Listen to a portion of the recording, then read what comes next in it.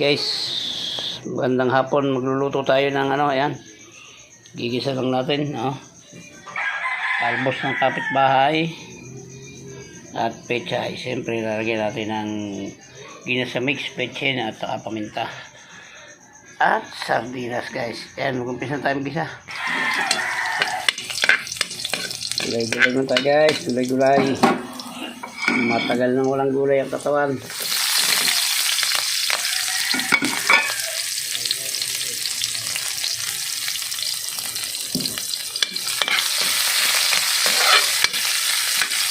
Ayan,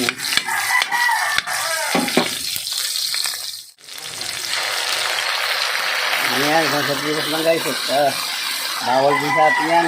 Talaga lang napilitan na rin. Ating ang kapis, guys. Yun.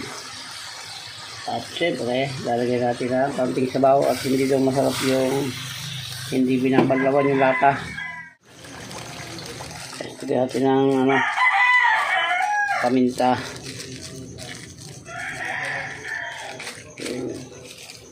Siyempre, ang pampalasa.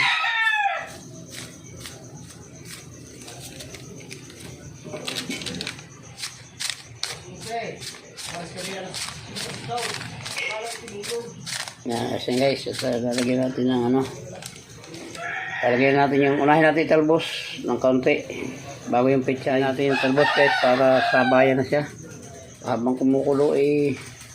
Yeah, marami lang naman tingnan yan pagka umampis yan, wala na rin yan. Pampisin lang natin bago natin ilagay yung pechay. Simple lang ulam natin yan, guys. Pagkatuwang naman ito, pritong isda. Yan, tatakpan na natin, guys, para umampis. Guys, babalik na rin natin para mabilis maluto. Maya ilalagay natin dyan yung ating pechay. May sabaw-sabaw ng kaunti, guys, para naman may maisabaw tayo sa anin. Ayan na, bumaba na, guys, kaunti na lang. Pwede natin isabay dito yung pechay. Sabay natin para hindi mahuli.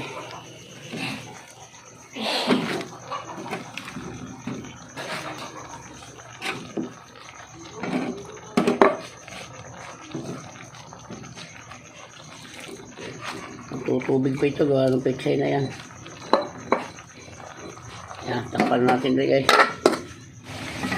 Yun, kaya, guys, kaunting oras na lang yan. Titikman natin kung anong lasa. Masarap, kaya lay maanghang. Ayos lang yan pagka nga kumain. Guys, kaunti pang luto at medyo ilaw pa yung pechay. Yun na, guys, ayos nito. Masarap na yung medyo malutong-lutong, guys. Yan, okay na ito.